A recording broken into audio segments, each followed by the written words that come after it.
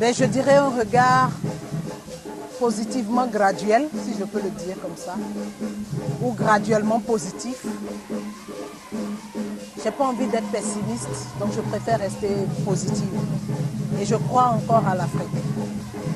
Même s'il y a plein de choses pas belles qui se passent actuellement en Afrique, je crois que c'est possible. Parce que je crois que toutes les civilisations sont quand même passées par là. Je prie pour que nous n'ayons pas l'Inquisition, je prie pour que nous n'ayons pas des guerres froides dans le genre de l'Irak. Mais je suis consciente d'un fait, nous ne pourrons pas avoir un jour la liberté avec grand L, sans conflit, sans accrochage, sans bagarre et sans victoire à gagner. Voilà. Donc pour moi, nous sommes à une phase de l'Afrique qui est tout à fait normale. Tout ce qu'on a en Afrique aujourd'hui, c'est normal qu'on l'ait. Les grosses victoires s'obtiennent après de grosses batailles. Donc on a beau voir l'Afrique aujourd'hui comme un champ de guerre, comme un champ où il y a des miséreux, il y a des foyers de tension, il y a des enfants soldats. Je demeure purement africaniste et je dis toutes les autres civilisations qui sont dites aujourd'hui civilisations modernes et développées, eh bien, elles ont eu ça aussi derrière elles. On sait ce que la Grèce a vécu, on sait ce que la Rome antique a été, on sait ce que la Gaule a été avant la France. On sait. Et donc c'est logique qu'on ait notre moment de bouleversement avant de retrouver la stabilité. Et qu'on le veuille ou non, nous faisons partie du village planétaire avec nos avantages et nos faiblesses. Forcément, il suffit de voir aujourd'hui. Il y a 20 ans et aujourd'hui, ce n'est déjà pas la même chose. Aujourd'hui, déjà pour moi, je prends rien que mon domaine d'intervention. Il y a 20 ans, on avait très peu d'acteurs qui venaient d'école. On avait très peu d'acteurs qui avaient conscience qu'ils faisaient un métier d'acteur. Aujourd'hui, nous avons beaucoup d'acteurs qui viennent des écoles et même ceux qui viennent en tant qu'amateurs avertis font tout pour se professionnaliser. Donc il y a forcément un pas qui est fait. Avant, le métier d'artiste était vu comme un métier beaucoup plus de saltimbanque qu'une énième corde à son arc.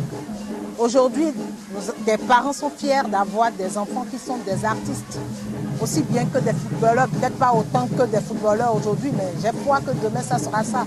Donc ça bouge dans le milieu culturel. Et moi je demeure convaincue d'une chose, le développement de l'Afrique, il sera aussi culturel ou il ne sera pas du tout. Il manque le nerf de la guerre et il manque encore le nerf de la guerre. Parce que avec toute la bonne volonté du monde, on ne peut pas faire sans le nerf de la guerre. Aujourd'hui, vous montez un projet de création, il faut le nerf de la guerre.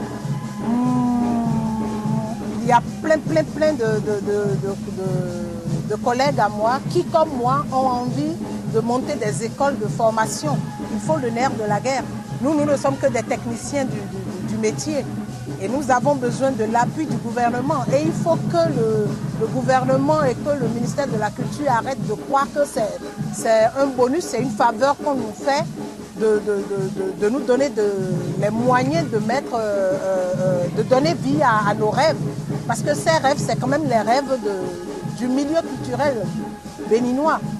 Et sans le nerf de la guerre, on peut avoir tout. On ne peut pas réaliser.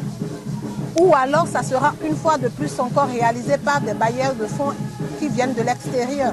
Et à ce moment qu'on ne nous demande pas de tenir compte de ce qu'il y a d'important pour les bailleurs qui viennent de l'extérieur. Ils ne vont pas mettre de l'argent sur quelque chose sans imposer leur diktat. Si le gouvernement béninois, si les gouvernements africains ont envie d'avoir un théâtre qui est africain, d'avoir une musique qui est africaine, eh bien, il faut qu'ils investissent comme ceux qui investissent. Voilà.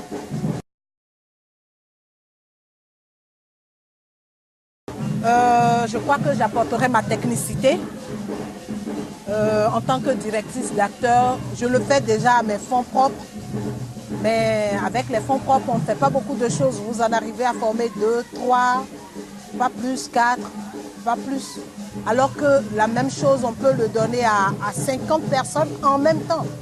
Il suffit que les moyens soient là pour accompagner. Moi, à la limite, je le dis souvent, je n'ai pas besoin de tacter l'argent frais. Je m'en fiche que l'État organise tout et qu'il me donne les moyens de donner ce que j'ai. Nous avons appris à nos propres frais et aux frais d'autres pays le métier. Nous avons envie de le transmettre à d'autres. Mais nous n'acceptons pas qu'on pense que c'est une faveur qu'on nous fait en nous donnant les moyens de le transmettre à d'autres.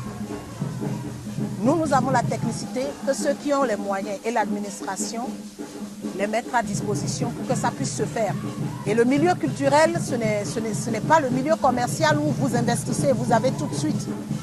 Mais ce qui est sûr, vous avez les résultats à moyen terme et à long terme. C'est sûr. C'est sûr, quelqu'un qui reçoit une formation artistique et culturelle, ce n'est pas forcément pour devenir comédien, danseur, musicien, non. Mais il est sensibilisé à la chose, du coup, ça lui donne une ouverture sur le monde. Et demain, c'est sûr que vous aurez moins de personnes aigries, c'est sûr que vous aurez moins de personnes qui iront à la guerre sans passer par une phase d'entente. C'est sûr que vous aurez plus de personnes qui seront beaucoup plus ouvertes sur l'univers.